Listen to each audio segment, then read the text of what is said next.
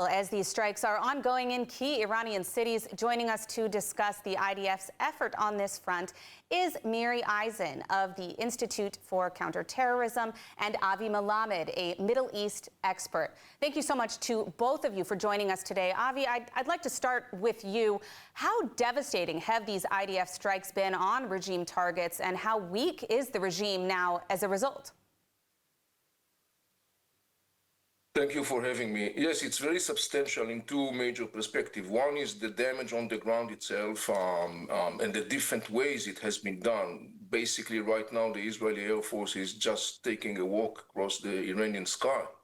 But not less significant is the fact that we have to remember that this regime that has been inflicting death and destruction across the Middle East for the last 40 years basically sustained no ramifications. The last time I think that the Iranian people experienced something that even close to what they experience right now was back then in the 1980s during the war between Iraq and Iran. This is something very substantial, particularly in the context that it, of course, negatively radiate on one of the most significant pillars of strength of the mullah's regime, and this is its deterrence image. It definitely has been significantly shaking, on top of already what he has sustained following the weakening of what is called the axis of resistance. So right now we are looking at something that is an accumulative process that definitely has a lot of impact on the ground. Obviously, the question is what's going to be the ramifications of that down the road. Now, Colonel Eisen, we've seen devastating ballistic missile attacks on Israeli targets just a few moments ago in one case. What kind of capabilities does this regime currently possess, and what can we expect to see in the coming weeks? The Islamic regime is both a producer of weapons, a developer of weapons, and they produce in their military industry, and have done so for many years, ballistic missiles, intercontinental ballistic missiles that can reach not only from Tehran, from all of Iran to Israel. Hey, they can go all the way to Berlin or London, or for that matter, to India or Malaysia. So on all sides of the globes, they should work out. In addition, they export and have for many years, and especially in the Russia-Ukraine war, they make and produce a lot of different types of drones. Drones can be suicide drones, the kinds that have within their nose, essentially, a small relative payload. But the issue with drones is that you can put into them a kind of path where they zigzag all over the place, and it's harder to intercept. The missiles have a very direct path, 7-8 minutes. The drones from Islamic regime to get to Israel can take 7, 8, and even 9 hours. So all of these different elements have been used against Israel in the last 48 hours.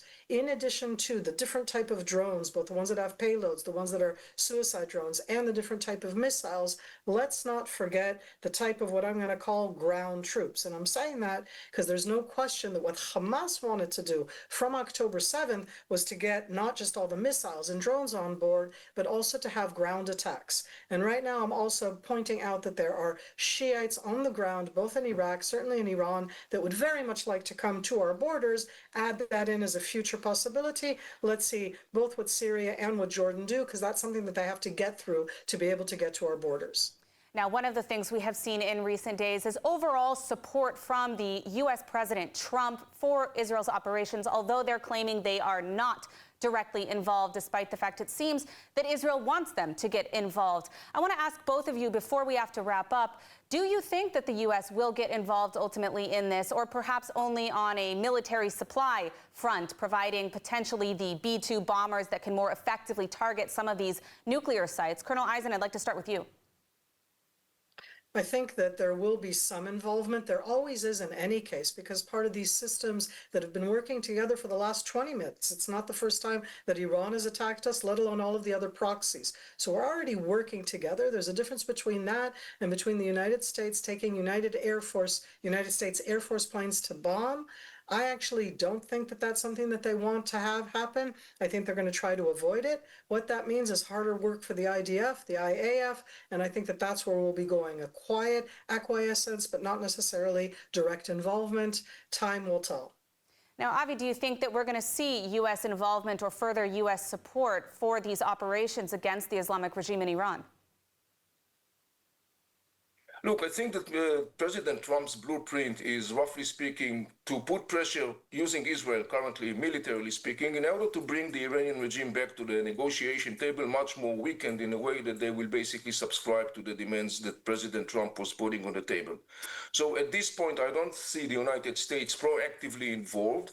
And I think that in the end of the day, the biggest question that we have to ask ourselves is that whether we'll get to this point of this going back to the negotiation, is President Trump's priorities and agenda at that point will be totally coordinated with Israel? Is it going to be totally overlapping with the Israeli position or not necessarily? I'm deliberately putting this question mark because I want to remind us that President Trump ceased or stopped out of the blue the military confrontation with the Houthis. It was not in consultation with Israel. It left Israel alone to deal with the Houthi threat. So that's the reason why I'm putting that in a big question mark. Once we'll get to this point, we'll have to see whether there's going to be full coordination or maybe partial. This is very significant. Last question to Colonel Eisen. We know that this regime has pledged to wipe Israel off the map. This is something they've been committed to from its inception. And yet we see Iranian people not so much on board with this genocidal agenda. There have been waves of protests for years. Even now, we've seen support calls for death to the Ayatollah from the rooftops of some of the neighborhoods in Iran. What do you expect to see in response from the Iranian people after these pretty significant strikes on major Iranian cities at regime sites? I would like to hope that they would be standing up and calling out against. But Emily, I'm going to be very straightforward. The Islamic regime is a type of very harsh dictatorship that holds all of the capabilities, arrests people, as you described at the beginning of the program, brutally has oppressed those people for 45 years, and it's very difficult to act against them. In the fact that we took out all of that hierarchy, all of those decision makers, that most definitely makes them feel they could do something, but that doesn't mean that they have the capability. So I think that we should really, in that sense, be very wary of what we think will happen. I think that those who remain, they immediately appointed different people to be in the decision-making places of the Iranian Revolutionary Guard, etc. And the people in Iran right now feel very helpless. And I say that because Israel attacks them. The Iranian regime does not protect them. And in that sense right now, it's to be in between a rock and a hard place. So I hope for them that they can stand up, but I think that that's a really challenging thing to do. All right, and we have heard from Iranians on the ground that they are indeed frightened. They've already been threatened by Basij IRGC forces on the ground in some of the major neighborhoods where they're expecting protests. And despite that, we did receive notice just a few hours ago that there is protests being organized, hopefully for tonight, by the Iranian people. So as you said, between a rock and a hard place, we can only hope for the best for the people of Iran as the IDF carries out these necessary operations. I want to thank you, Colonel Miri Eisen and Avi Melamed, for joining us today. Thank you.